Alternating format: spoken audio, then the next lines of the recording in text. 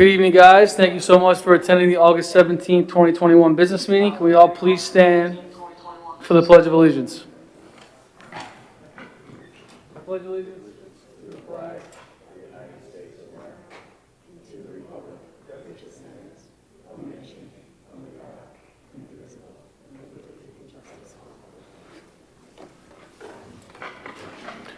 We are joined by 5 of our board members tonight. Our superintendent of schools, Dr. Timothy Harney, our assistant superintendent for curriculum and instruction, Dr. Ted Fulton, our interim assistant superintendent for finance and operations, Mr. Luis Frontero, our district legal counsel, Mr. Christopher Clayton, our district clerk, Ms. Suzanne Bonetti, and unfortunately our student rep could not be with us tonight. There are 2 opportunities for the community to participate during the Board of Ed meeting. The first is before the board takes up its agenda, and the second follows the disposition of all agenda items. As always, you must be a resident of the school district. Any other person must be authorized by the board with a majority vote. The normal allotted time is 3 minutes, and we ask that you be respectful. For the convenience of the community, all Bayport Blue Point Board of Education meetings are live streamed and posted thereafter to the district website. And if you'd like to follow the school on Twitter, you can follow us at BBP Schools, or you can follow Dr. Harney at BBP Soup. But at this time, we would open it up to any community members for new or old business. We are well aware that this is a sensitive topic, so we just ask everyone to be respectful, and we understand there are many different sides. So at this time, any community members that would like to come up to the mic for any new or old business, we ask that you state your name and you state if you are from Bayport or Blue Point. Yep.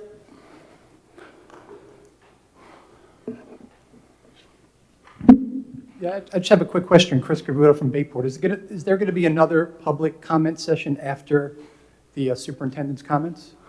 There will be another comment session at the end of the meeting. Yep. Okay, thank you. I'll hold my comments till then.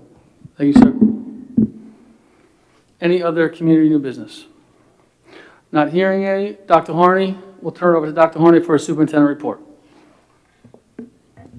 Thank you, Mr. Miller. Really just tonight, before we do the presentation from a report standpoint, is obviously we're getting ready for the beginning of school. Faculty will be reporting on Monday, August 30th, and students the Wednesday, September 1st, which we're excited about. And obviously we go for the rest of that week, so then students are here Wednesday, Thursday, and Friday of that week. And then we have a little bit of a break, if you recall, because we have Labor Day that Monday and a couple of Jewish holidays on that Tuesday and Wednesday. And then we return to full in school on that Thursday. And that's really prior to us getting started. Thank you, Dr. Harney. I think did we miss you? Did we skip you? Did you want to make a comment at the mic? No problem. Hi, my name is Catherine Hanley, and I have 2 children that are in the high school and also in the elementary school, in Blue Point Elementary. I have a little guy in elementary. My oldest is going to be a senior, and I also have a 10th grader. And I just feel very strongly about freedom of choice for everybody, that if you choose to mask up and you choose to get vaccinated, that by all means, that is 100% your choice. But I also feel like because we're all Americans and we live in a free country, we have the ability to make our own medical choices for our children. And I just feel so strongly about that. And I have spoken with Dr. Harney in the past, who's been more than willing to get back to me and everything like that.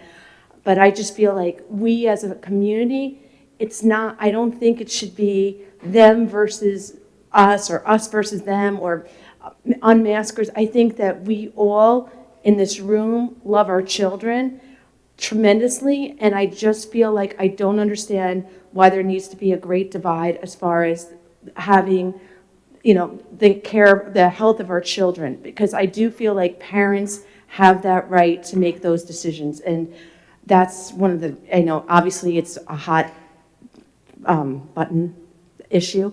I actually, have a lot of experience because I know I went through the parent page last night, the BBP parent page, and there was a lot of comments regarding people saying, you know, just watch somebody on a ventilator, watch somebody who's sick and then make your choice. Or I've been with, you know, hundreds of kids and nobody ever complained about breathing and so forth. But, you know, because I have kids in three different age groups, you know, I've witnessed hands-on from my little guy who's going to be going into 3rd grade, how hard it is to kind of gauge, like, you know, emotion. Like my son doesn't have, thank God, my kids are healthy, but a normal kid has a difficult time, like hearing a teacher. One things he had said to me once was, he was staring at one of his friends without a mask on. He's like, I didn't even know what he looked like without a mask. And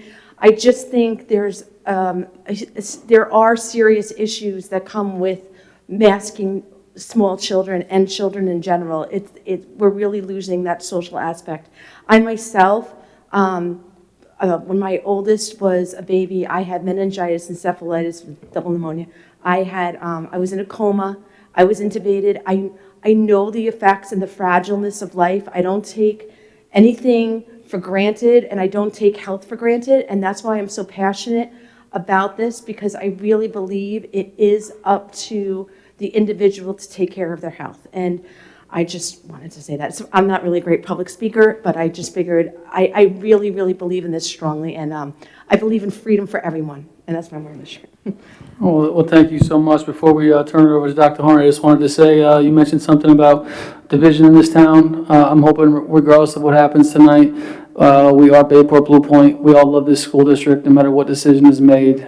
We all should come together, and we all are from the same community, and we all want the same goals. We might have different perspectives. We really are. Like, and I just think it's really important too that everybody loves their children. There's not just one sector that, like, you know, cares more about the health. I mean, truly, the amount of research so many people have done regarding this matter is, you know, sometimes even doctors who, like, you know, give out advice, they might not have done the deep dive that some parents have so vigilantly done in order to get to the bottom of the vaccines and health and so forth. So that's all I wanted to say. But thank you so much for my time, and I hope. Thank you so much.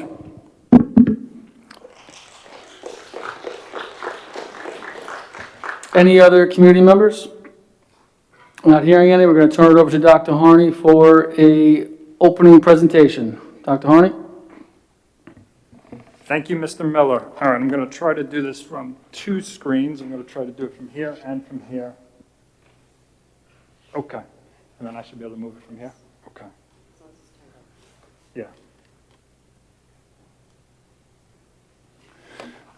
All right. First of all, I'd like to welcome everybody here tonight. I'm hopefully that you are enjoying your summer. And I'd like to thank everybody over the course of the last, probably ever since school ended, reaching out, the emails, the information that people have sent. I've tried to read it all, and it really has come from all facets. So I'd like to thank everybody for that information. I know a lot of people have done a lot of their own research.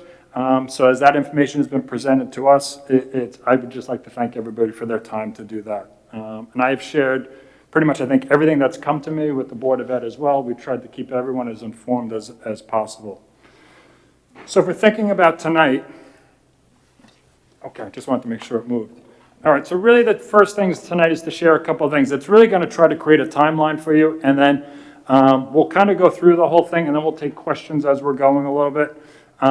If you go back, really, it's probably about 18 months ago, right? So we know in March of 2020, right, obviously, we were hit where we had to close the schools. And then really one of our goals, when we were sitting here last year at this time, and I was not sure that we'd be here at this time, meaning at this point this year, a year later, we really were talking about how we could try to have our students and staff and really keep our community safe. That was really one of the guidelines. And probably one of the things you've heard me talk about over the course of the year is we've been trying and able to kind of review our plan on a regular basis and make changes on a regular basis.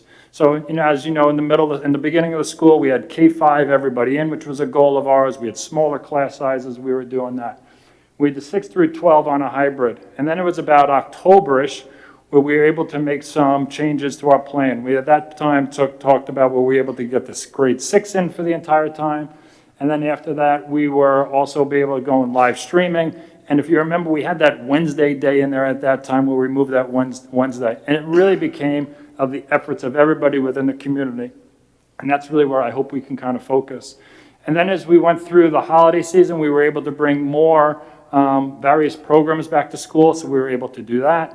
And then when it became February, thereabouts, we created the, the in-house center for our students, where the virtual center, where the students would then be able to get into their classrooms. And then by, I guess it was the fourth quarter, we were able to get all of our students in. So kind of building off that, that's been kind of our goals. And then obviously towards the end of the year, as the positive rates were decreasing, we were able to even do more as we were able to do some of the outdoor celebrations, graduations, and all those. So as we look at this, if you look at where we were last year compared to this year, the district has come extremely far, which I'm very proud of. And again, I'd like to thank everybody. As we come to here tonight, really a couple of things that I'm going to do. So the purpose of tonight is really kind of walk us through some of the guidelines, which I'm sure people are very familiar with. And I know people continuously talk about that they are guidelines, and I agree with you 100%. But these are also coming from people who are quote unquote experts in this field. Obviously, I'm not going to consider, I'm more on the educational side, so you're trying to look at this and trying to sift through it for what works within your own district. And then we're going to kind of discuss what learning is going to look like in 21-22. You'll hear me say this a couple of times. We will continuously take a look at the plan as we're going forward on a regular basis and as information continuously changes. So from our standpoint so this has been my summer, if you're looking at this. And the summer of the district. This is really the timeline.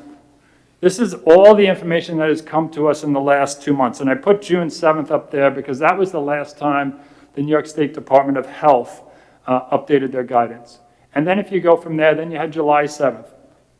New York State Department of Health put out guidance for summer camps and programs, which we adhered to here. So that was something. Then July 9th, CDC kind of made a change to their plans. And that's when they started to recommend mask wearing again in that time. That was July 9th. And then July 28th, we had our interim public health recommendations for fully vaccinated. So that's when you started to see things change, at least from information that was coming to us, where they were talking about what would happen with vaccinated people. And then after that, we had our commissioner of the state ed department, Betty Rosa, put out her letter.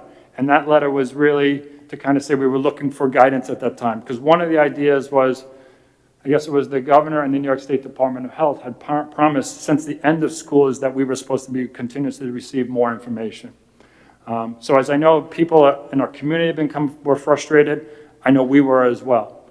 Then you had August 2nd, Governor Cuomo and the Department of Health made their announcement that no further guidance was coming. So we heard at the same time you did. So as you heard it via Twitter or one on his news feeds, we heard it the same way.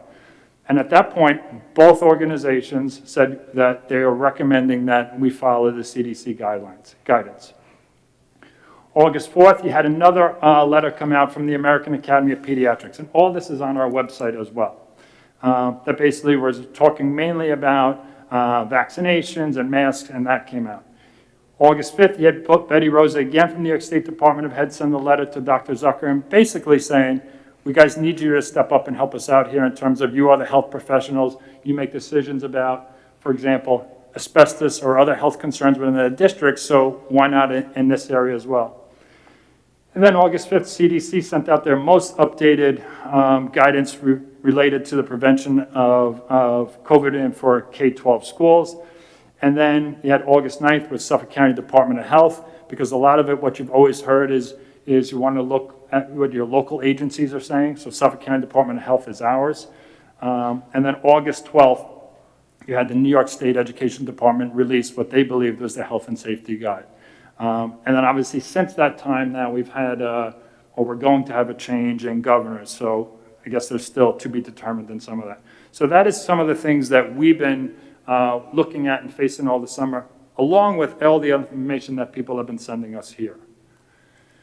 Next slide really talks about really our goals. And through our reopening committee, which we resurfaced again this year, who's been with us all along, our real two main priorities became the two in the top. It's really to have students in school full-time while keeping everyone safe. There is no doubt about it that students learn best in school, and we want the students here. That is one thing we've definitely learned, and we want them in person in front of our staff. The other thing is to minimize disruptions to in-person learning caused by COVID-19. So that is a lot that we were talking about on a regular basis. As I said, the last time the document, meaning the reopening plan, was updated was June, July of 2021, which really kind of followed what we were doing in June, where they started to talk about, well, you didn't have to do masks outside. That's where you saw some of those updates. As you know, and I'm not going to kind of repeat this, is the guides continuously change. Obviously, we have to look to try to implement the guidance to the safest of the ability. There's the recommendations with the various agencies, and then we want to continue to assess the plan. The one thing you're going to hear me talk about on a regular basis tonight are really going to be number 1 and 2, the two priorities. Have students here full-time in person and minimizing disruptions to in-person. Because that is something that I can talk about from my educational background. That is something I feel very comfortable in talking about. So if you go through a couple of these, and you can see them there, these are the things that were coming out that I know most people have been really sending information about. The CDC, which was the first one, right? So they were the first group to really put out some guidance, and they kind of talked about students should return to full-time in-person learning and fall with layered prevention strategies in place. When they're talking about layered prevention, they're talking about the washing of the hands. They are talking about mask wearing. They're talking about social distancing. They're talking about contact tracing. Those are the things that they continuously talk about, which are things that we've been doing over the course of the past 18 months. And then I said it, so they said, due to the circulating and highly contagious Delta variant, universal indoor masking by all students, staff, teachers, and visitors to K-12, regardless of vaccination status, is recommended. Maintain at least 3 feet. Now that is something new. So as we continuously progress, last year that was not something, it was 6 feet last year as we were talking about this. But there was the caveat. The caveat of the 3 feet is with masks, which is something that kind of played into some of the things that we're going to talk about tonight. Then obviously, as I mentioned earlier, the CD guidance identifies multiple prevention strategies that schools can implement in a layered approach. And those are all the things I had talked about, and you can see them on the screen, which are things that we are continuously going to be doing. Then you had the Suffolk County Department of Health that came out a few days later after that, and they really kind of mimicked the CDC. Suffolk County Department of Health Services concurs with the CDC and the American Academy of Pediatrics. As you recall, I had mentioned that earlier in the presentation, which urge universal mask wearing in schools. Suffolk County Department of Health also recommends that schools districts follow the CDC guidance for COVID in K-12 schools, updated on August 5th. And then per existing CDC guidance, all students, staff, and visitors must wear masks indoors regardless of vaccination status. So then that again followed all those documents that I had mentioned earlier. And they said mask wearing was not required outdoors, which is very different than it was at this time last year. Consistent with CDC guidance, students in all K-12 coalitions who are within at least 3 feet of an infected student with masking are excluded from the definition. So this became a big piece as we started to look at, if you come back to our first two goals, minimizing disruptions and trying to keep students in here. These are some of the things when we're talking about making a recommendation to the board, these are some of the things that we started to really think about. And then you had the New York State guidance, which came from Betty Rosa. And it really is the same. I'm not going to go really mimic the CDC and the Suffolk County Department of Health. And then within their own, they had a couple of other things where they were actually talking about sports and stuff, which I will talk about a little bit later. But they really said follow the same thing. So you had 4 agencies that were really talking about following the guidance of, or 3 agencies telling you to follow the guidance of the CDC.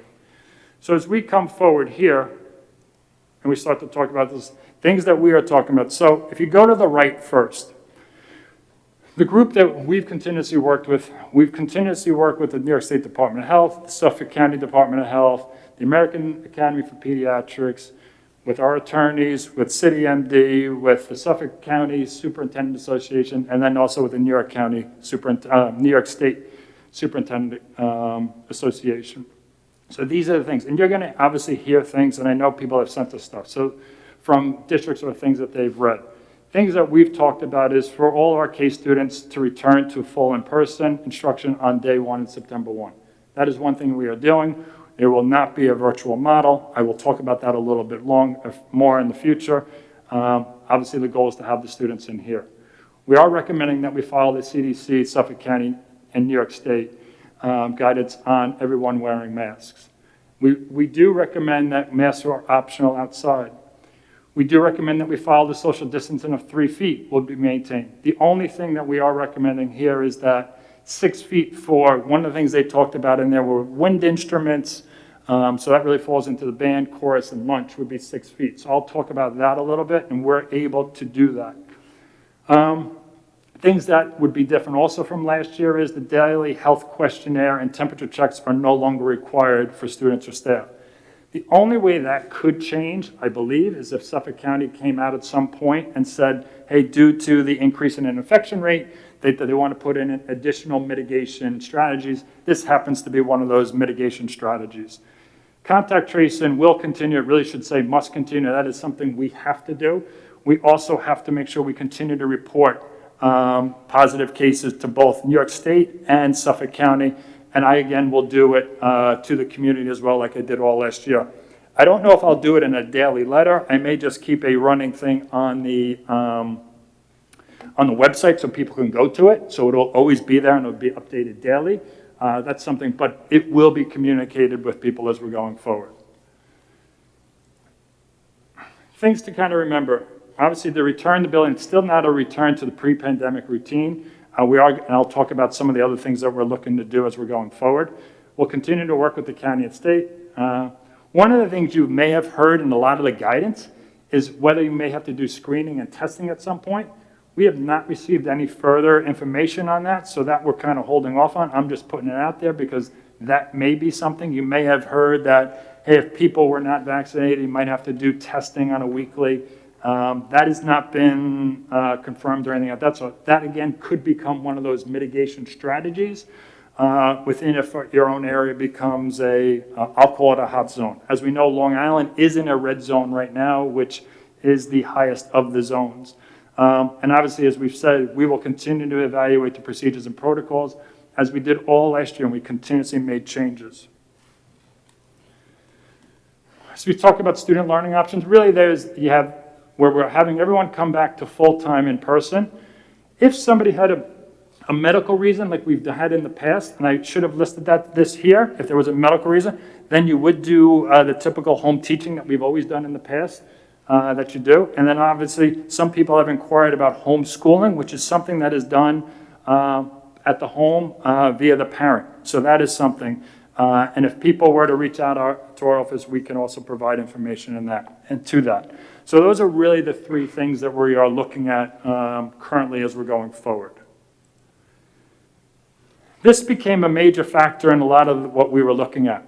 So if you're looking at this slide, the guidance, if I go back to our first 2 goals of having students here in person for instruction on a regular basis, and at the same time not disrupting the learning process, this plays a lot into a lot of the conversation. Okay, so I know a lot of people have looked at a lot of the medical pieces here. This is kind of where our focus became as an educational institution. It became very important for us. Updated guidelines have changed regarding close contact. Student to close contact is defined as within 6 feet when not wearing a mask and within 3 feet when wearing a mask. So to have all the students back in the school, we have to lower the distance, which was one of the issues last year. And if you remember, probably it was around the holidays last year, we had a number of community members come into this exact room and basically talk about, we need to get the kids in. So that is something we are absolutely able to do right now by following this. By doing this, you can have a student now come into class. Now, the way it will work, well, last year was if you were within 6 feet and at times you could knock out 7, 8 students at a time, okay? Even if they were masked or not last year, that was happening. This year, if you look at the left here, my left, if you look at the left here, so for example, if you see a student that was to test positive, and I'm going to use the black X as the test positive, if they were that person right now, if one person in that group was unmasked, that group would be quarantined. That is what happens now here, because then the 3 feet go away. If you go to the right-hand side, it's the same thing. If a person tests positive, you're within 3 feet and you're masked, there is no student being quarantined.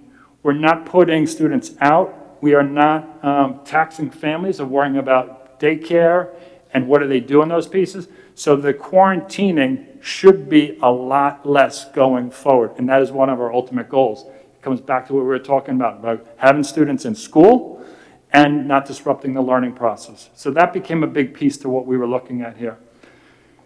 Now again, I say that as of August 17th, because as you know, we always get new additional information. That's probably the most frustrating thing to everybody here, is it continuously changes as people are learning. Additional quarantines could occur if deemed necessary by the health department guidelines. But as I said, I even sent them an email today to confirm that this is accurate, and they said, yes, this is how it would work. The one difference is you might have heard in the past where it was, if you had a child ever who was quarantined, it was about being within that 6 feet for 10 minutes. You do hear the CDC talk about 15. Suffolk County Department of Health right now is still saying it's 10 as of right now, but they are looking at the CDC numbers, so that one might change a little bit in terms of quarantine. But again, if we're following, the model on the right, then we should be able to keep kids here. The only change that this is not applied to is from adult to adult. Adults are still 6 feet, and adult to a student is still 6 feet. So they will still try to create that buffer zone in front of the class, similarly as we always had, because obviously if we can keep our staff in here, because even a lot of those rules have changed, the better for everyone, our students and for their staff members as well. So kind of reminder, so this is where we're kind of putting things together. And if you really look at this compared to where we were a year ago or even June, there are a lot of differences in it, though there are some similarities. So we are still recommending the mask really for everything that I talked about in the previous slide. Visitors during the day would continue to be limited, but we would look to be doing things, if things were educational, we would look to see what we can do for that. Social distancing must be adhered to if we're going to do the contact tracing. As I mentioned earlier, we have to do the contact tracing. That is not something that is that we have an option with. Desks would be placed at least 3 feet from one another, okay? That would avoid us hopefully doing the quarantining. The places we would have to watch is where there is food and other things, so that's something we'd have to pay attention to. We are still trying to keep the class sizes at the elementary low, at least under 20. That was something we planned last year, so that is good. So in general, our distance should be pretty good within the students there. At the secondary level, we're trying to keep them, because those classrooms are a little bit bigger. I want to say it's 24-ish, right around there, and we only have, 5 or 6 classes at the most that are any larger than that. And I know that's something both Mr. Andruskowitz and Mr. Haas have been working at, again, to try to limit when it comes to the quarantining. That becomes the piece. Obviously, at the elementary, we'll continue to talk about proper hand washing, leave some time for it. Those will be things. As I mentioned earlier, there is no daily temperature checks or health screening, so that's different than last year. The quarantining would be different from last year. Contact tracing must continue as I mentioned before, so the thing that will change about that will be the distance, which should be helpful for us. Each building will still have a dedicated isolation room because we still need to be able to separate students. And then other reminders, each building will continue with its protocols for cleaning and disinfecting, and really that plays a lot into the high touch areas. We'll continue to leave the windows open, doors open, things along those lines, a lot of the similar things that we had done last year. One of the things I'm very happy to share with, especially at the elementary, by doing this, we're also going to be able to now return the elementary students to all those specialty areas. So for example, they will go back into the cafeterias. Now they will be at desks or a table that are 6 feet apart, again, to avoid quarantining, but they'll be back in the cafeteria. They'll be going into the art room. They'll be going into the computer room. They'll go back into music. So all those things that we were unable to do last year will come back into play here. So that's something we're very excited about. So depending on the cafeterias, they said they may have desks as opposed to chairs. At the high school, they are going to have 1 additional lunch period this year, where last year they had 2. Just so that we can continue to spread the students out a little bit, so from periods 4 to 8. And at the middle school, I believe it's still the 3 periods that they had, they'll be the same. Arrival and dismissal procedures will be shared by the building principals, and you'll get more information for your building principals once we finalize this. But for example, the middle school, high school, I can tell you will be going back to their normal times. The elementaries look similar to as they did last year, just so you know, for drop-offs and everything. Some instructional models still need to be modified, but they are different from last year. If you remember band chorus, it was 12 feet last year. Phys ed was 12 feet. That is not the case anymore, especially because we're outside. So really the goals are going to be to get the students outside as much as we can. One of the things we had put into our grants, and people have talked about some of the money, is we're trying to build additional outdoor spaces. We're also looking to put in additional, like an outdoor tent. We just got to be careful with state ed in terms of what it looks like. So we're looking to do that. Again, the idea is because if we're outside, we can have the students have more additional mass breaks. If we can move the students into a larger setting at times. So for example, if the phys ed classes go outside, because it's a nice day and another class could go into a larger setting, that'll be another great opportunity to, again, kind of give more freedom when it becomes the mass, because we are trying to pay more attention to that. So those are some of the things that, as you're looking at this, that will be different from last year. We are going to continuously ask that if students are feeling ill, please keep them home. There are still most of those guidelines are still going to be the same. That they even talked about the vaccinated person still, they should be getting tested from days 3 to 5. So that's something that we're going to have to continue to watch. You may have seen in the NICED guidance where they were talking about sports specifically in hot zones, and I'll say Long Island is considered one of those. So sports clubs, activities, special events will continue to follow all safety protocols. We may have to have size limitations. Right now, we are not. We have not been, I know Mr. Mullins has been on, webinars with the New York State Athletic Association, and they have basically are saying they're leaving any changes that might come into place at the local level, meaning your local agencies. For us, it's Suffolk County Department of Health. There is nothing come our way in any of that right now. So as of right now, we're continuing. Sports start on for the high school on Monday, and that's kind of our plan going forward. We're going to start to allow outside organizations to use the buildings after school. Again, we're going to try to keep the school during the school time, during that academic period, very limited.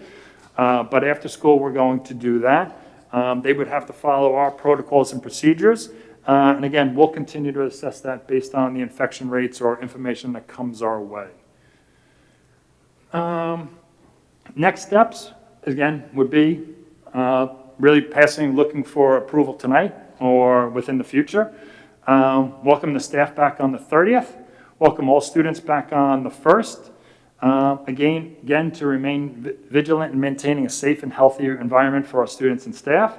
We're going to continue to evaluate this just like we did last year, and I can honestly say we probably made more changes than most districts throughout the year.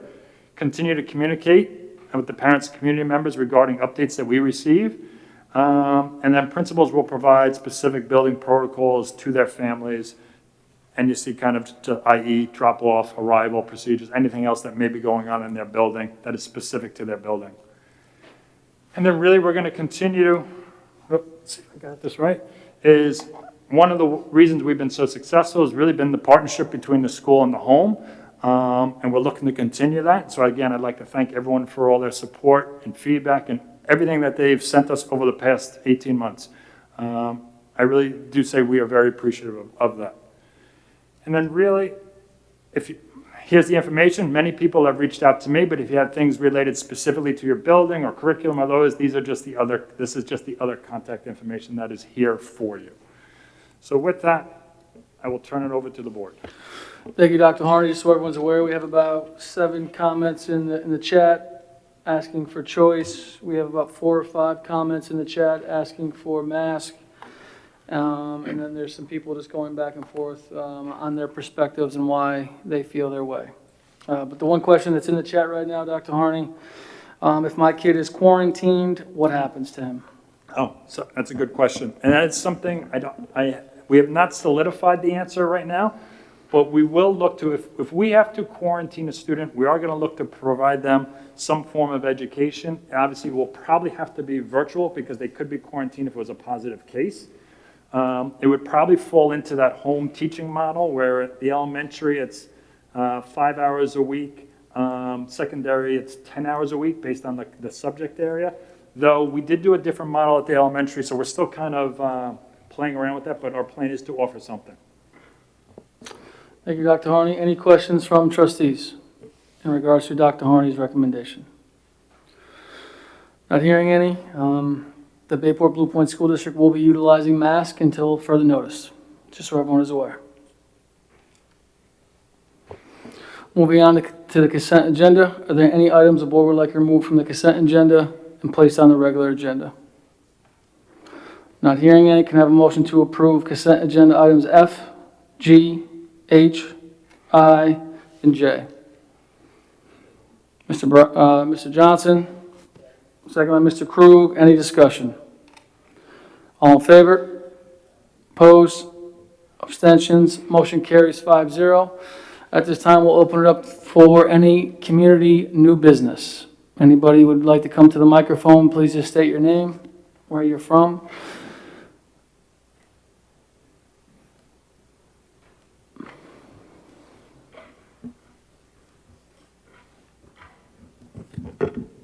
Hi, How are you? I'm good. My name is Carolyn Serrano. I have my husband John over there. I have a daughter going into the 3rd grade. And, this is really disappointing, I have to say. We're struggling as parents because we're trying to figure out what the right thing is to do. I have the choice of sending my daughter to school masked, pretending that you have the authority to mandate that mask, to get educated. Or I can homeschool her and basically keep her from her friends and punish her, also pretending that you have the authority to mandate putting a mask on my child. So my question is, what law do you have that mandates the masks on kids in schools? So, anybody have any ideas? So I can tell you the reason why you don't know that is because it doesn't exist. You don't have the statutory authority to enforce an executive order by the governor. You do not have the authority to pretend that the New York State Health Department guidelines are law, because they are not law. The CDC is not a government agency, it's a private institution. That's right. There is no law that's been passed by the New York State Assembly requiring men, women, children, businesses, churches, or other free assemblies, including schools, to social distance, wear masks, provide body temperatures, personal data, and require vaccines. And if they did have a law, it would only apply to government employees. Mandates and guidelines by the health department are not law because they are public employees. They are not lawmaking authority. There's no public policy of a state there's no public policy of a state can be allowed to override the positive guarantees by the United States Constitution.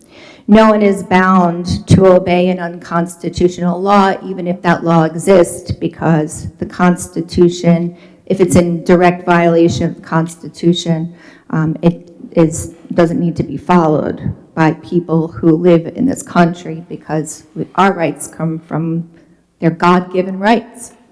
The Constitution only supports our God-given rights. Neither an emergency nor economic necessity justifies the disregard for the cardinal constitutional guarantees that we live by here. So this is about parent choice, because we are free and we live in this country, and our Constitution says that.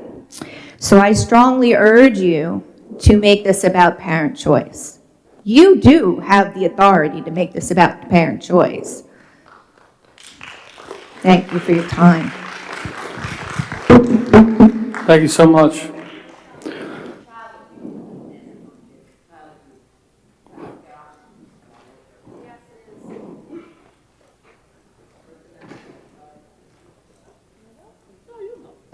Hi, good evening. Jen McCormack, Bayport, New York.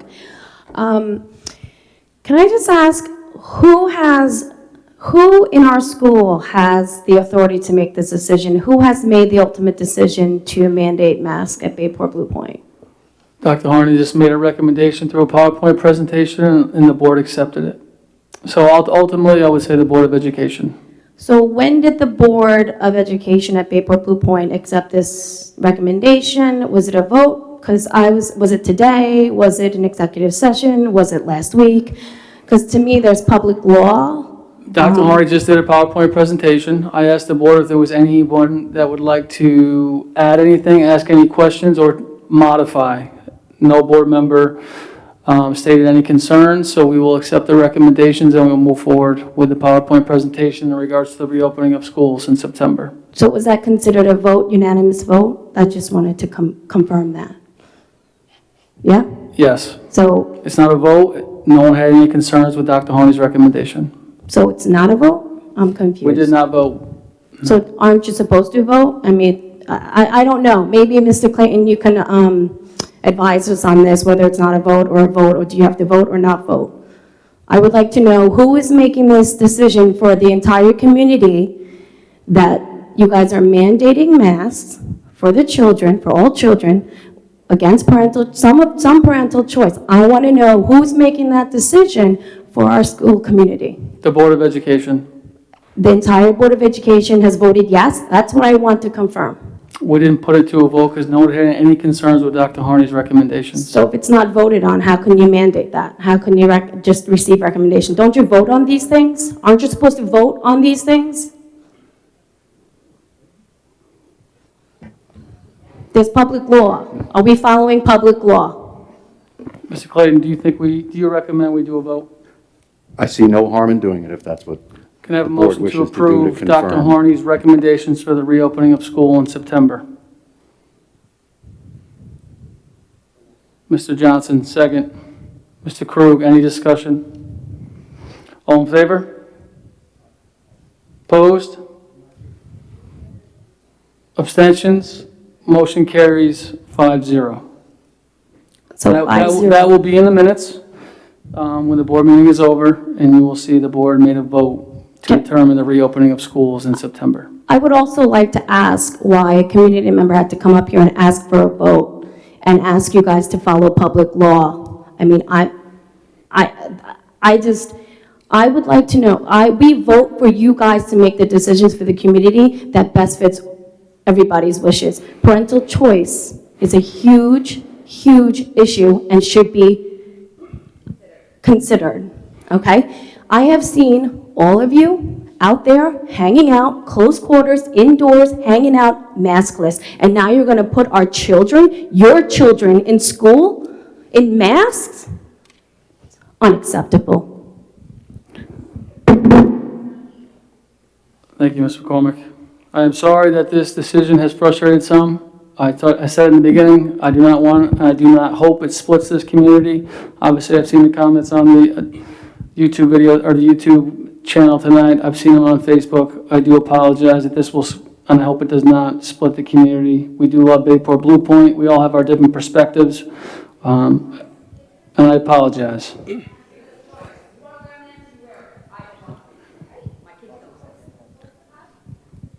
My name's Jason Hager.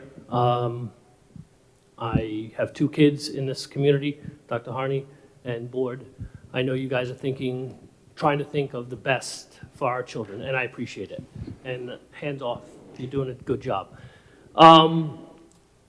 Just as a perspective for everyone in here and whoever's listening on YouTube, I don't like masks. I hate them. I don't wear them usually, but I also work as a paramedic in this community and out east a little bit. There is a spike in COVID. I dealt with 3 patients today with COVID. The problem is, and I appreciate, and they're vaccinated. Yes. Some are vaccinated, some are not. I can go through that too, but the problem is, and I think why you guys are having us mask our children, even though I don't want my child to have a mask, is because some parents, not all, but some parents will send their child sick. I've seen it pre-COVID. They'll send their child sick because they don't have childcare. They don't have this. That's the problem. That's the problem. Yes, I agree with parent choice. You know, I know your husband. I view your views also. The problem is when that one child, because the parent is irresponsible, sends their child sick, gets your child sick, your child comes home, you don't know about it, you go to grandma's house tonight, grandma gets sick and grandma dies because she's immune compromised. You'll get sick, you'll be fine, your child will get sick, they'll be fine, but your 90-year-old mother or father is not going to be fine. And I hate the masks. I hate them, but I won't get my child vaccinated because we don't have enough information on that. That's my opinion. So I commend you for standing up to us, for putting masks on our children. Do I agree with it? Partially. Yes, 100%. 100%. But I don't. So we just want to make sure the community is making sure everyone is allowed to speak. We will be very respectful, please. But our issue is, and yes, I agree with your First Amendment rights, because I am huge about that, but what do we do with the people who don't give a crap about you or anyone else who sends their child in sick? That's why they're doing their job. And that's all I wanted to say. And yes, I hate the masks, but I think you're doing the right thing right now, because we don't know enough about this Delta variant. Thank you. Thank you, sir.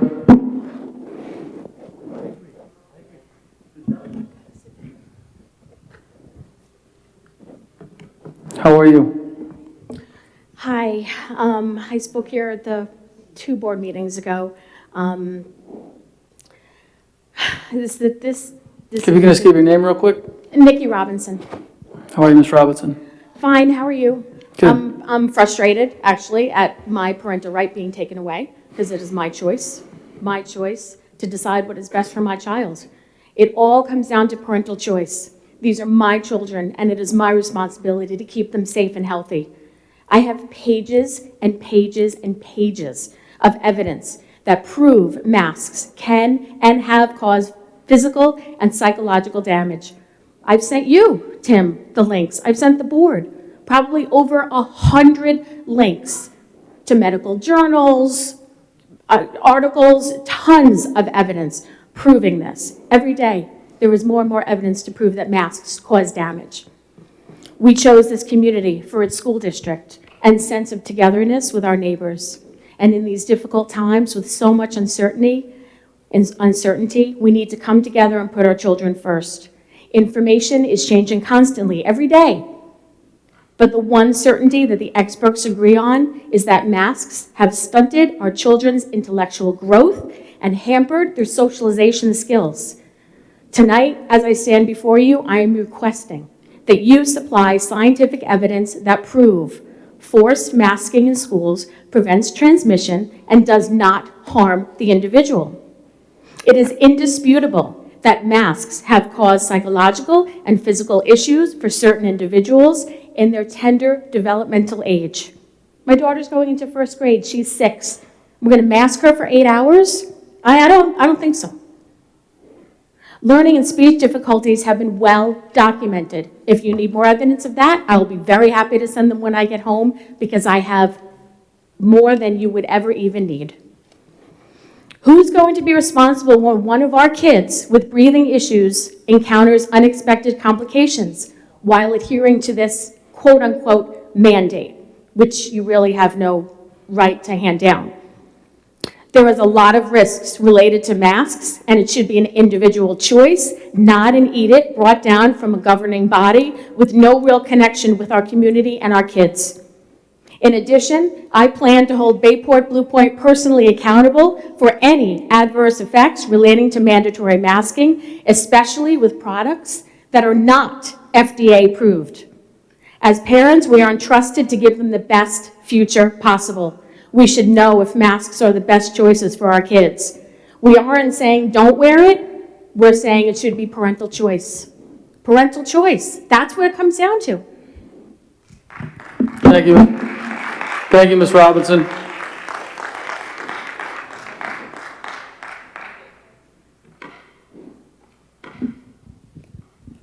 Hello. How are you? Okay.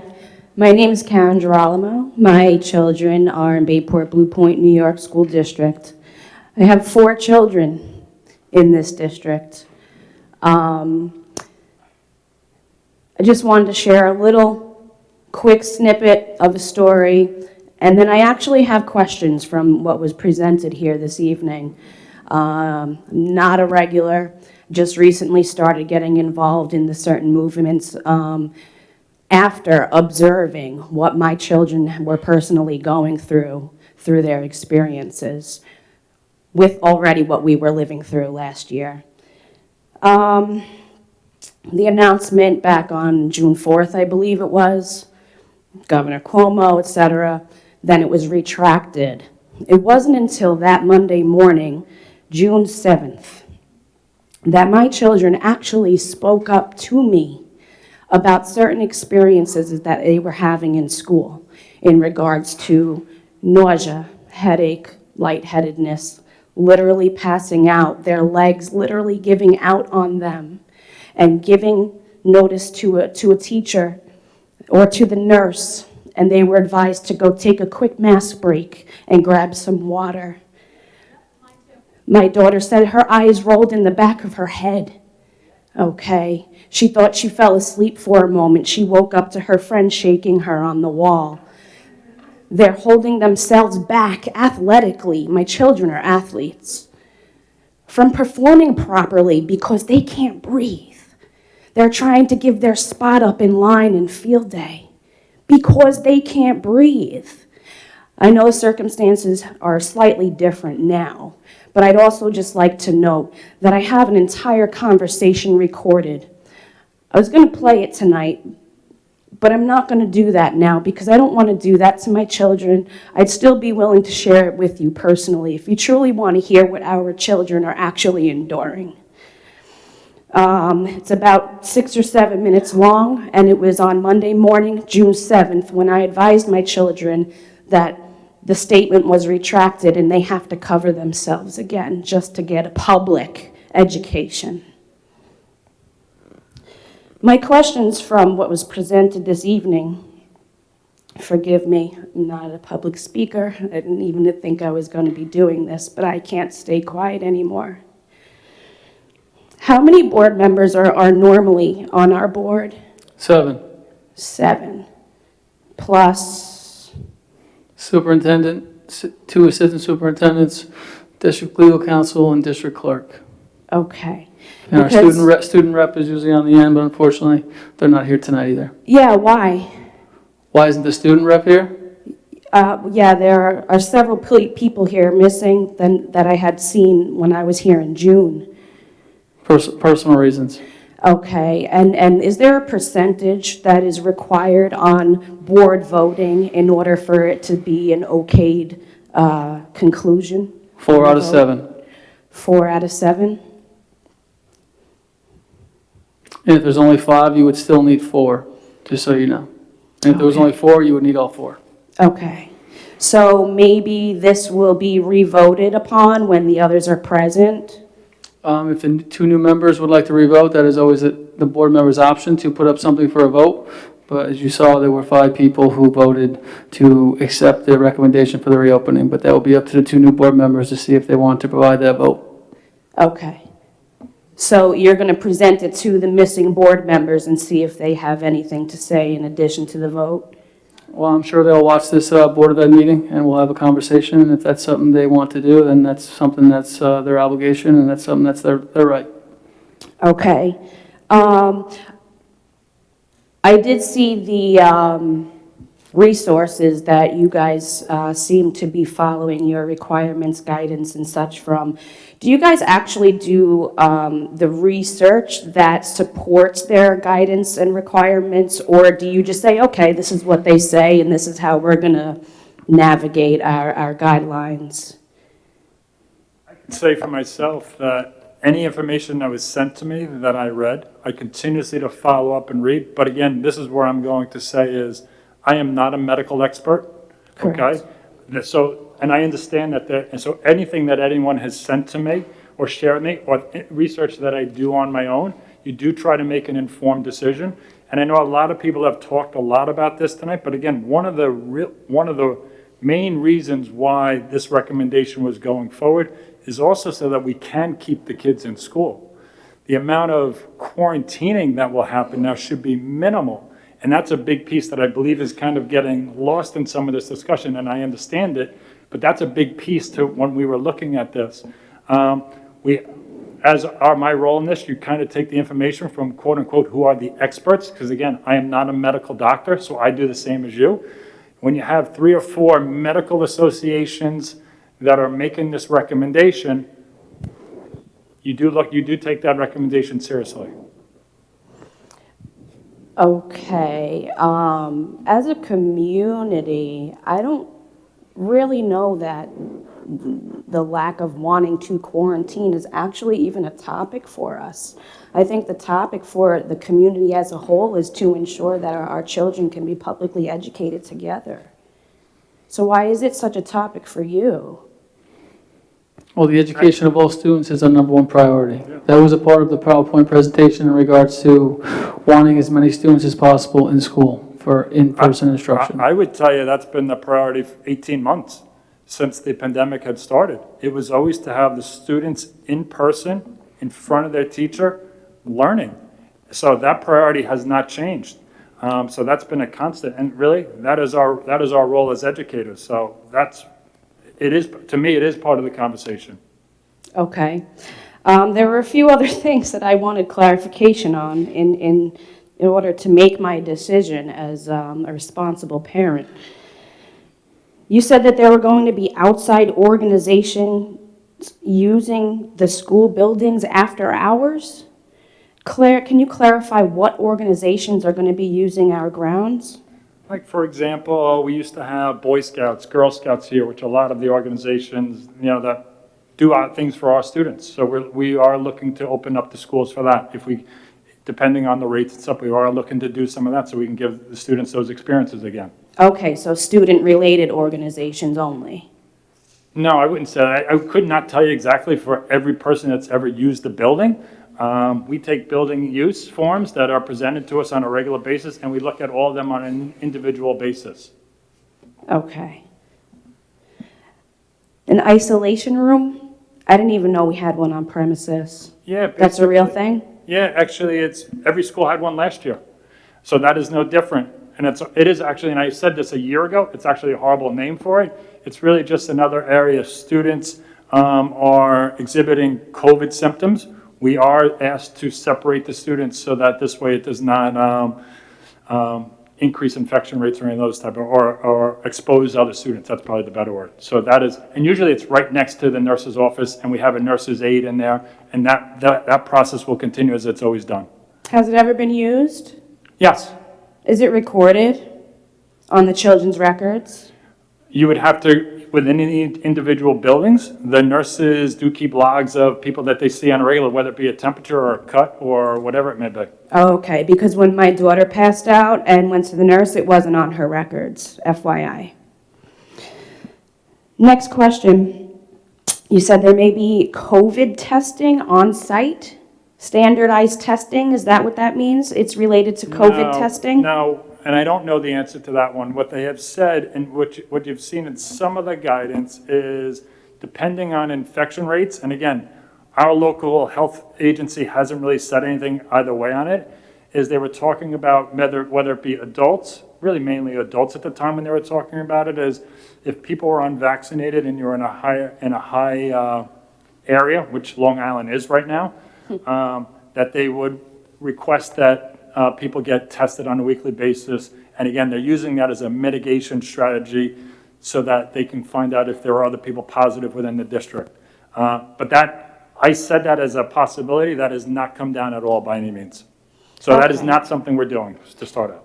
Okay, so say it's something that just happens to come into fruition for further reference when our children are already attending school in your building. How would those tests even be administered? Would they be administering the tests to both adults and children? You're asking me to share information that I don't have yet. The only thing I can tell you is if you followed along last year, we had to do testing for high-risk sports. That was something that came down. So for example, at the high school level, and actually junior high level, we were testing in sports of football, volleyball, basketball, things that they deemed high-risk sports. That was not something Bayport Blue Point decided. That was something all Suffolk County was doing. But that has not been put in place for this year.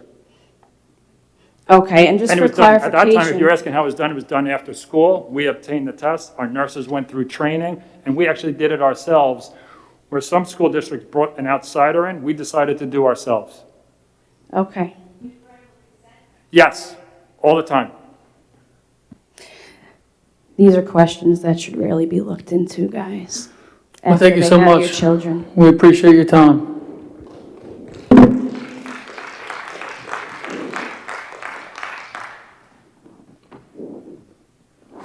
How are you? Hi, I'm good. My name is Navroop. I am a resident of Bayport Blue Point School District. My child will be starting kindergarten this year. I do have a question that came out of the question that she had asked. When a child is put in an isolation room, how long are they in the isolation room for? It will honestly totally depend on yourself. So what I mean by that is, so for example, if someone was exhibiting COVID-like symptoms, you would have received a call and asked to pick them up ASAP, Okay. okay? So they're And then not monitoring the typically child? what would happen then is they would have to go get tested to return. That's typical. Or you might have gone to your doctor and said, no, this is a traditional allergy, and we take a note and we go forward from there. But typically you are notified right away. Okay, thank you. Another question, you had mentioned in your presentation that in the elementary level, class size is going to be 20 or less, not more than 20. Yeah, that is the plan right now. If you have more number of students that they have to be divided in 3 groups of 20s, or I don't know, 2 groups of 20, I don't know how many kids are in each class, per class, per school in the district, do we have enough teachers? Yeah, what would happen is that's actually what we had done last year. We actually had classes, usually typically around 15 or 16 last year. And we're actually still trying to maintain that a little bit. But if we did, hopefully we've planned well enough that that will not happen now as we continue to follow numbers. But if it did, we would end up splitting the class. If it was due to, for safety reasons, we would, and then we would add staff if we had to, which is what we did last year. So we have 3 elementary schools in the district. At this point, do we have an estimate of how many groups of 20s we have? I don't know off the top of my head, so if you email me, I don't think I have a class that is at 20 Okay. in any of the buildings. But I'd have to double check that. Okay, all right, thank you. Thank you so much. How are you? Hi, I'm Brenna McCarthy Merced. I have 2 children at Academy Street Elementary.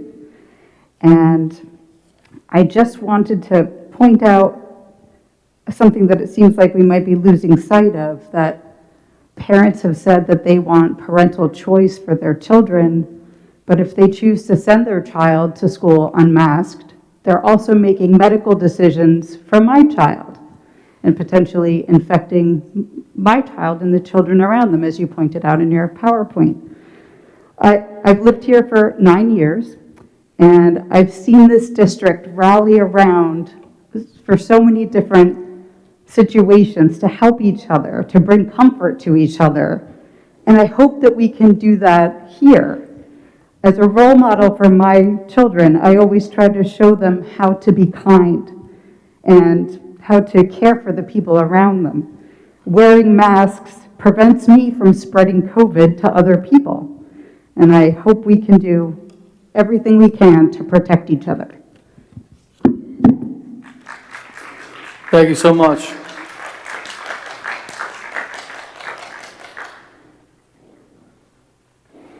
Hi, Matt Siri. How are you? How are you, Mr. Siri? I'm doing all right, thank you. Live in Bayport, 2 kids in Sylvan Avenue. Thank you so much for everything you've done over the summer with very little information coming to you. It's, the most rational thing we can do at the moment. And my only question, well, a couple of questions. if the quarantining has changed, are the students still going to be bringing Chromebooks back and forth? I know, so this one's for you, Mr. Yeah, so Doctor. right now where we are, and again, this is in the hopes that we don't have to go out for a long closure by anything that was deemed by the state or by Suffolk County, which I'm happy to say we never really had to do last year. The answer right now is we're really going to use at the K-4 level, most of the time the Chromebooks will be in school. If a teacher wants somebody to do something at homework that night related to a Chromebook, we will ask them to take them home. If we run into a time where we think that, for whatever reason, the infection rate is rising and that we could be heading into a closure of some sort, then we would ask for them to take home. But in the beginning, we're actually going to do most of it in the class, unless the teacher will probably do some individual stuff just to make sure all the students are up to speed in case we had to go home or something. But hopefully if we're following everything like last year, we never really had that happen more than a day or so. All right, and is there any information on when parents might be getting information about early morning care? Or when that's starting, or? Yeah, I would say, I got to speak, Mr. Chair, I got to find out the exact time for you. I'm not 100% sure. I thought it was going to be coming out in the next couple of days, but I will double check that for you. Also, and thank you for doing what you did to bring back the specials for the elementary schools. That's going to be a great addition again this year to make it feel a little more normal. And I know you're doing the best you can, and thank you all right? Take care. Thank you, Mr. Siri. Mr. Siri, just so you know, I just did receive something that it looks like at Sylvan, again, I don't have them all yet, the morning care will start day 1. Okay, but I will confirm all that and get that, but it was just sent to me, so just so you know. Okay. How are you? Hi. Ooh. My name is Bridget Cruz. I have 2 kids in high school.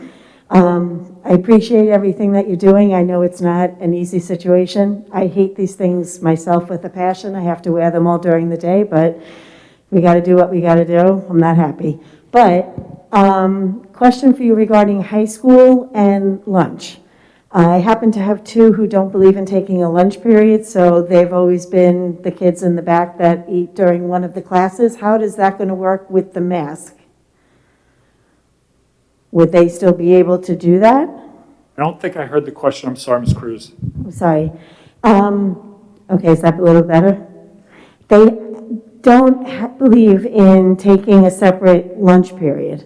Okay. So up until this point, they've managed to have lunch in the back of the classroom during one of the classes. Yeah. Can they still do that with the mask mandate?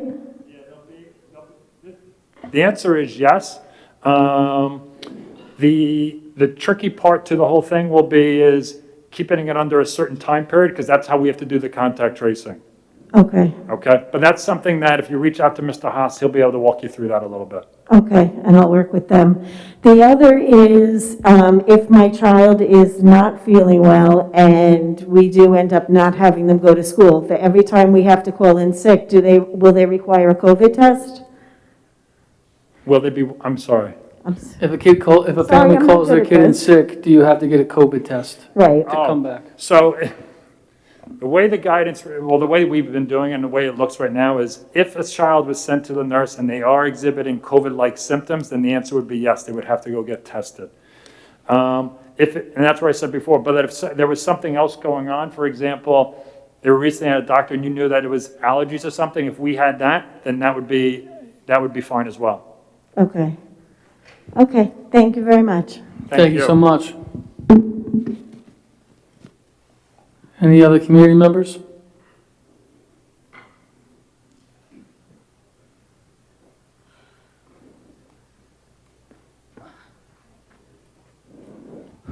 Hello? How are you? Leanne Gangamella. I've had 5 kids go through this district. So my question is, the kids, will they have an option of virtual this year? No, I'm sorry. As I mentioned earlier, no, there is not a virtual option. Sorry, I wasn't here earlier. That's okay.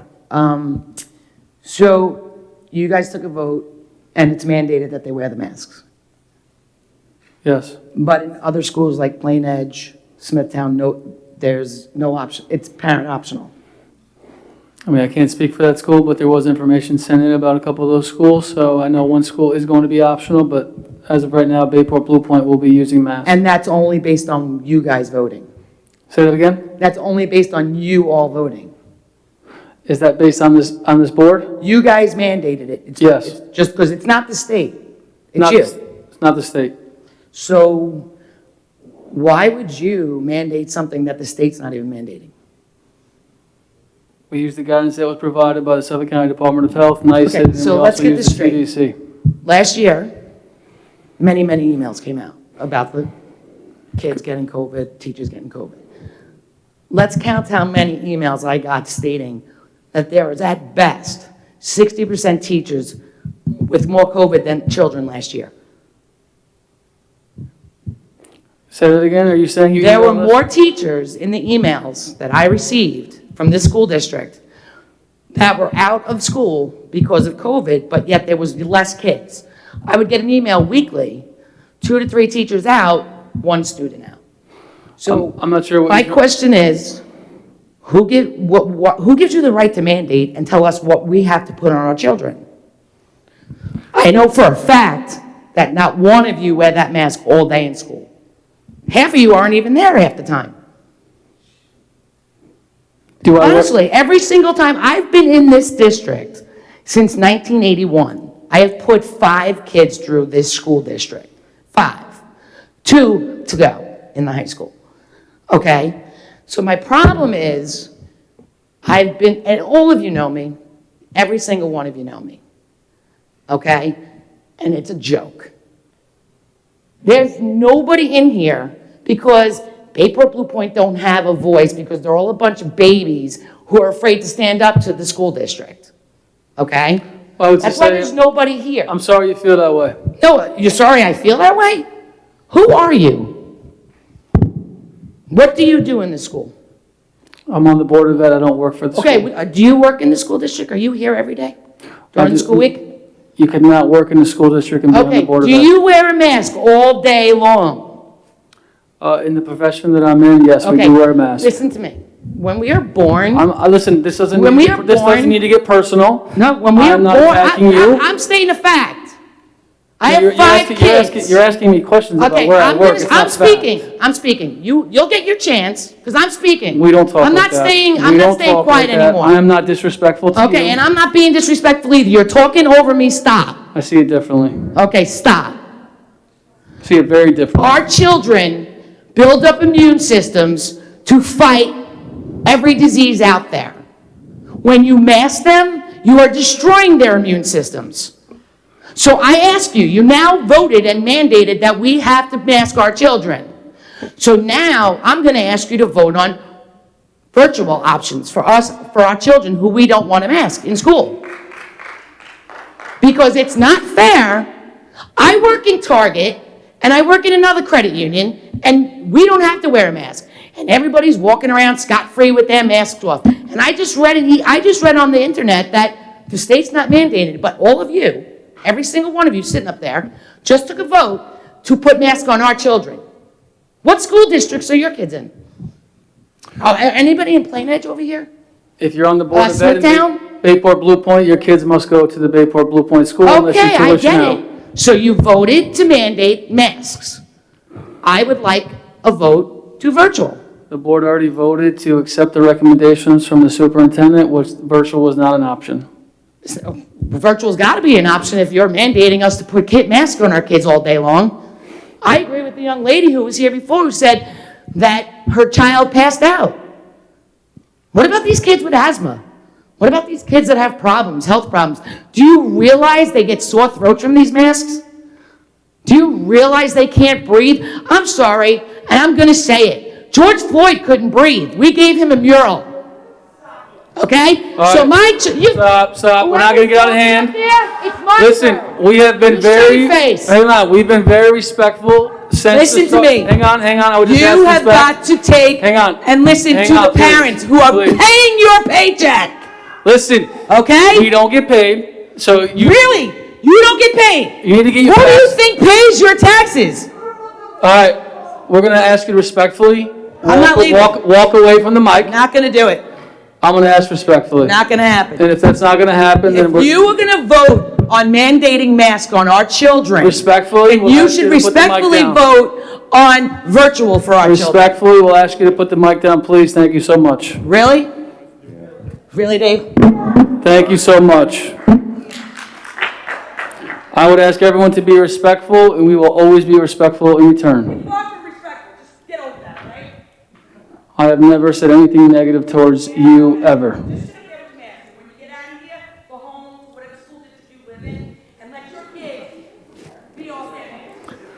I'll just say it one more time. If you're on the Bayport Blue Point Board of Education, you must live in the Bayport Blue Point School District. So do I. So I have been here for a couple of years, not 50, but I live here as well.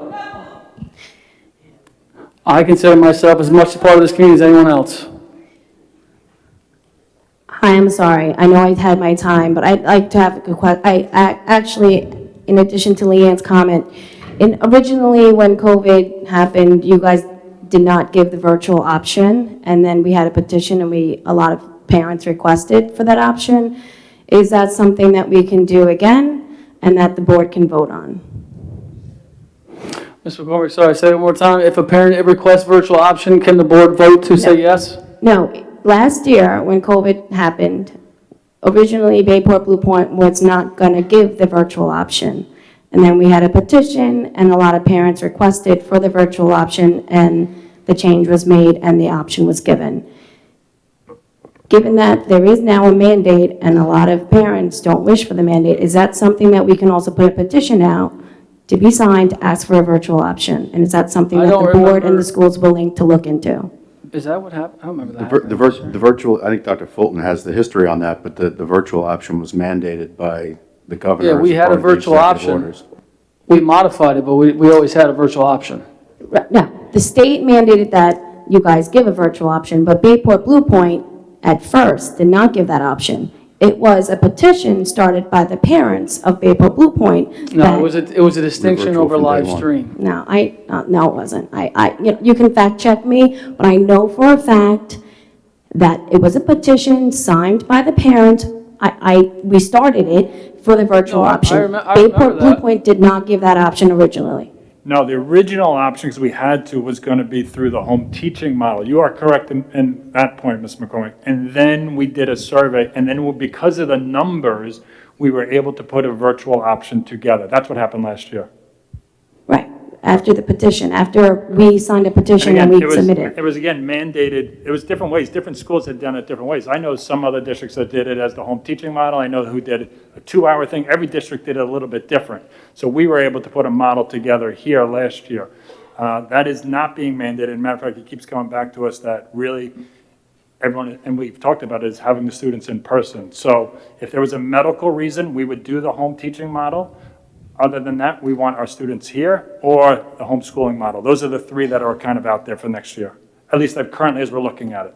Okay, you just said it was mandated, or it wasn't mandated this year, so you're not making that an option, but neither are masks, and you're making that a mandate. So and that's a medical decision as well. So I'm a little confused as to what mandates you can choose and you don't choose, but you guys all voted unanimously to choose to mandate masks for our children, right? Our children. That's all I just want to confirm. And there is an option here to give parental choice, because if masks work and they work properly and the kids that are for masks and parents for masks wear them properly, then you guys should have nothing to worry about. Thank you. Thank you, Ms. McCormick.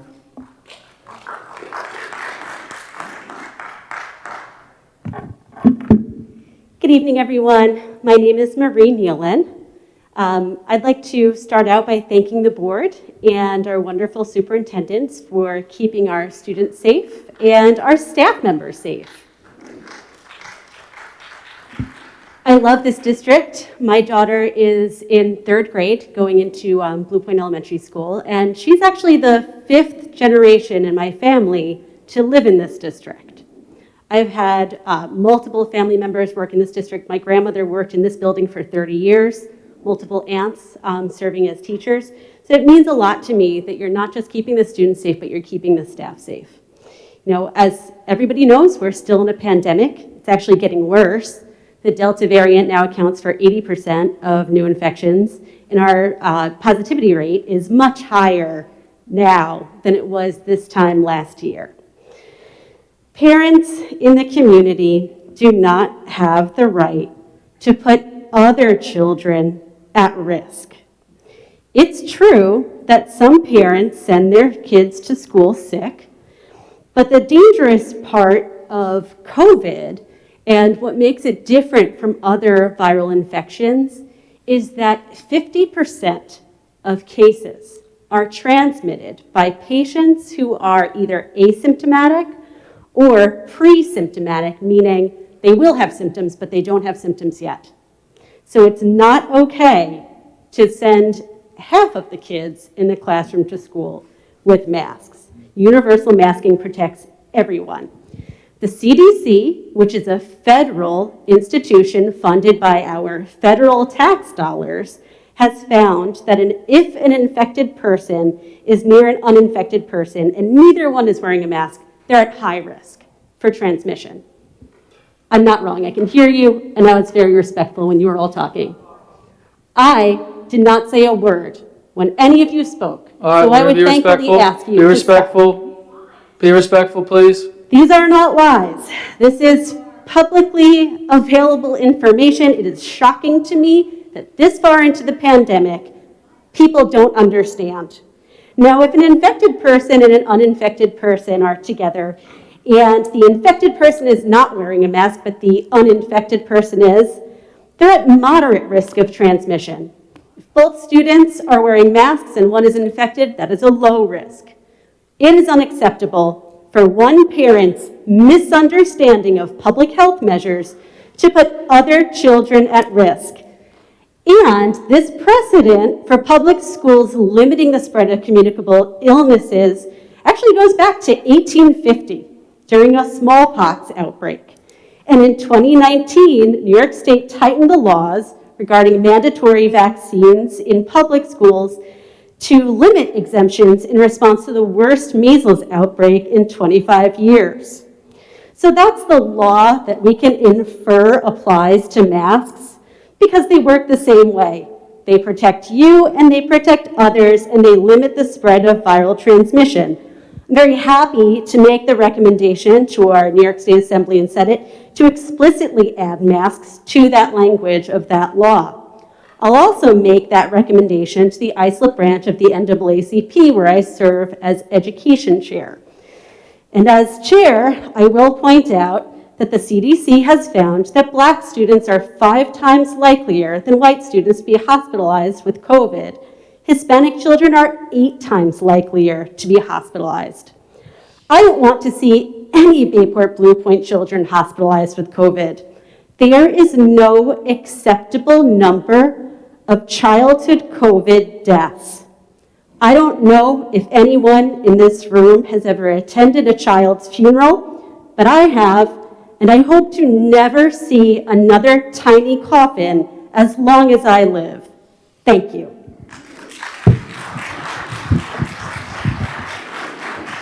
Thank you so much. Any other community members?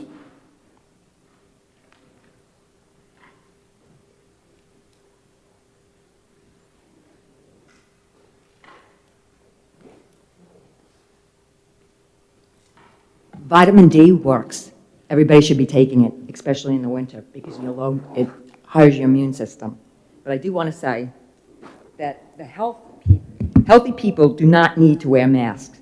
New guidance from the World Health Organization released last Monday said healthy people don't need to wear masks, facial masks, that doing so won't provide added protection from COVID.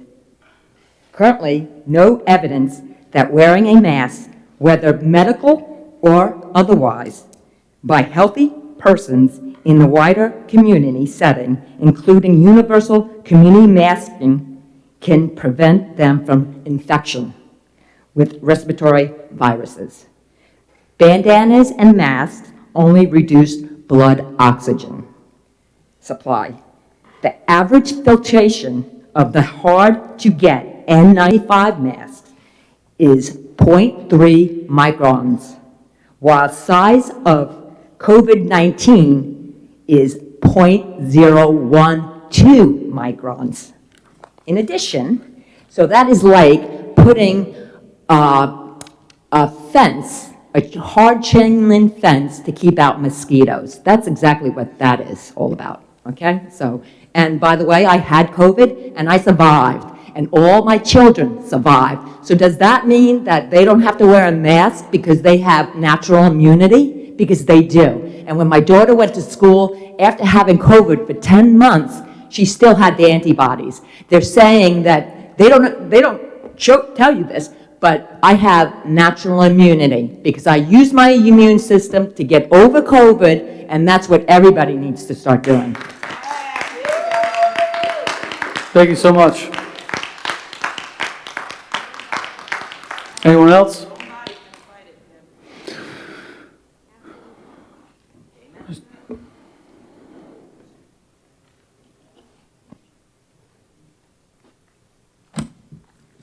How are you? Good. Good evening, Dr. Harney, Mr. Miller, members of the board, and members of the community. My name is Chris Cavuto. I've spoken here a few times recently. I have a few things to say. First off, I'm very disappointed in the decision being made tonight. Like all of you in the room, I just want to do what's best for my children. I'm an advocate for parental choice. I believe people should be able to choose the medical and physical and psychological choices for their children. Dr. Harney, you began your presentation this evening with a recap of the events of the past 18 months. And like other people have mentioned, I truly appreciate all your work. I know you've worked hard. I know this has been a tough decision. I just happen to disagree with you, which I'm entitled to. Everybody behind me is entitled to. It's our right as an American. We can disagree. We can talk about it. Again, you began your presentation with a recap of the past 18 months. And this came up when Ms. McCormick came up here the second time. Last year, when Bayport Blue Point came up with their initial plan, it did not include a virtual option. That's what happened. A petition was put out in the community. 120 people signed that petition. You then moved forward and offered a full virtual option. As I'm sure you know, I've emailed everybody on that board a petition that's been circulating recently in regards to parental choice. 230 people so far have signed on to it. That's almost double the amount of people that signed on to a petition for virtual option last year. My simple question is, last year you listened to the will of the people. You listened to what parents wanted. They gave you a petition signed, and I have another 30 signatures to add to it tonight. My question to you, Dr. Harney, what can I tell these people? You're ignoring the will of the parents of this district.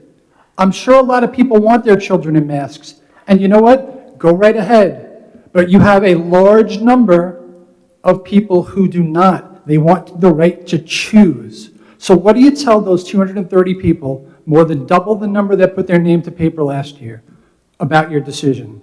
You're just ignoring what they have to say? What's your response, Dr. Harney? I looked at every petition. As a matter of fact, I went through every name on the petition that you had shared with me.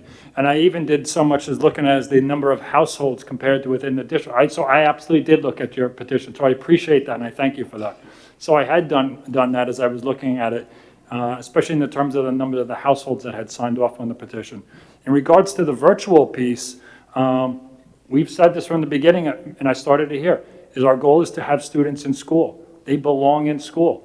So that is why we are doing it in person. If there was a medical reason, then we would, just like we've always done, we would do something. And then obviously, as I mentioned, there's the homeschooling piece. Okay, that wasn't my question. My question was, you have 230 people. I don't know how many households. I didn't break it down like you did. It's about 117. It's 117 households? Somewhere in there. Okay, so the virtual option petition, reasonable to assume that was probably 60 households. Again, it's double the number of people are asking for this as asked for that last year. What do you say to them? I'm not talking about virtual. I'm saying you're ignoring what they're requesting. This Board of Education is supposed to represent the community. You're hired by the Board of Education to do the wishes of the Mr. Cavuto, community. Dr. Harney answered that question. He didn't. What's the response to the 230 people in this petition? Are you basically saying, thank you for your signatures, but I disagree with you? Is that your position? If you're asking again about where the recommendation came from the masks, I had mentioned that a couple of times, right? As I mentioned, as the two main goals. The two main goals are to have students in school with the minimal disruption to instruction. That I've talked about from the beginning, and that's been a theme, and I'll say it again, for 18 months. And by having masks, we will, the amount of quarantining that we will have will be limited. And then again, will not put undue pressure on other parents as well. There's other pieces to it. So that is one of the things that one of the community members had spoken about before. The goal is to keep all the students here. That is really what we've been doing and what we're going to continue to try to do to the best of our ability. And I agree with you. The students should be in school. I remember, because that was even a conversation you had here, if you remember, probably was last, I don't know, November, December. You had come up here and said, can we get all the kids here? And that has been well heard. And I agreed with you at that time. I said to you, a matter of fact, at that time, it was much easier to have all the kids here. And that has been a goal of ours ever since, or throughout the whole process. Absolutely, sir, and I applaud you for that, and I agree with you. I just don't feel the board is listening to the community members on this issue. One last question, and this was touched on before by Carolyn. You know, the governor's public health emergency declaration, along with the governor's emergency pandemic powers, have expired, which I'm sure you're all aware. These emergency powers essentially, like everyone knows, are what entitled state and local municipalities to mandate masks. Since these emergency declarations and powers have expired, and perhaps the district's council can answer this question because it wasn't answered before, under what lawful authority, law-specific code, does the Bayport Blue Point School District have the actual legal authority to mandate my child to wear a mask in school? And I'd prefer if the counselor would answer this question. I'd like to know the specific law that allows you to do this. I'll be advised by the board as to whether you wish to me address the question. Say it again? I'll be advised if the board wishes me to address the question, I'll do that. I mean, I would just say, NICE did come out and say the district should make a determination if school districts will be masked or unmasked, but it's up, Mr. Clayton, if you'd like to take it one step further, that is totally up to you. So certainly there are various provisions of the education law that invest in boards of education certain authority, including in all respects the superintendent's governance, management, control of educational affairs, and other related duties. Mr. Cavuto, I could certainly, I don't want to engage in a lengthy debate about the legality of it with you. Sure, and I'm not But looking if you want to for look at 170933, 170921, the investment of authority mandated by the various guidance and guidelines that Dr. Harney has laid out to you. So, certainly at some time, if the board authorizes me to do so, again, I'm counsel to the board. I have an ethical and confidential relationship with the board to the extent that they authorize me to speak to members of the community in a more fulsome way about the long list of, statutes and guidance and authority that are invested in school boards, invested in the state education department. The state education commissioner is a constitutional officer in New York State since the times of Teddy Roosevelt, which is something perhaps a little more unique about New York than other places, but she certainly is invested with significant authority. But I think those education law provisions, as well as other artifacts of the public health law, most certainly provide the ability for the district to implement the recommendations and guidance that it has received from federal and state public health authorities. Again, I don't wish to get into a lengthy debate with you about it, Sure. but that's certainly among the list of authorities that invest the board with that ability and the superintendent with that ability. So in short, you believe what they're mandating is legal and proper? I am confident that the board is not acting illegally by engaging in the action that it did tonight, yes. Okay, thank you. One last thing. Thank you, Mr. Clayton. Just one final comment. Ms. Nealon came up, she offered everyone a history lesson and gave an impassioned speech about children and parents in the community. And one thing that struck me, and I appreciate her comments, she said parents in the community do not have the right to put other parents' children at risk. And for those of us who don't believe in masks, that's exactly what you're doing. You're depriving our children of oxygen, or you're forcing them to rebreathe in their carbon dioxide for 35 hours a week. I wouldn't do that to your children, and I wouldn't expect you to do it to mine. Thank you very much. Thank you, Mr. Cavuto. Any other community member questions? Hi, Ms. Cavuto. Good evening. I just have a short comment.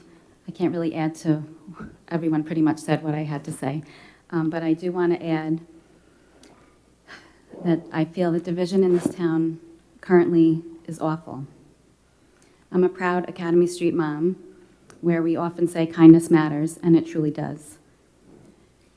In BBP, we talk about acceptance and inclusivity.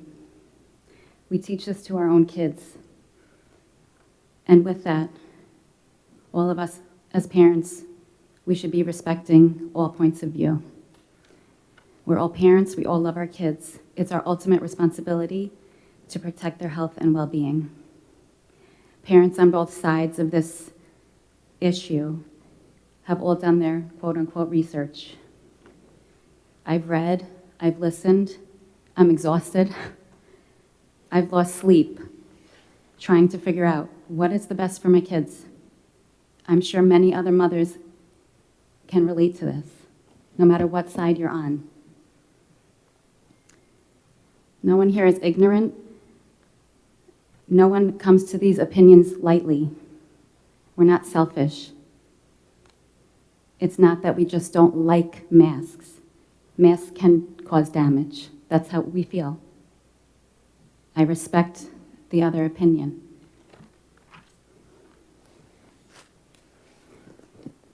We're one community, we're all neighbors, and we're friends. And there needs to be respect for everyone. I do feel, I say to Dr. Harney and the board, that this would best be done by allowing for parental choice.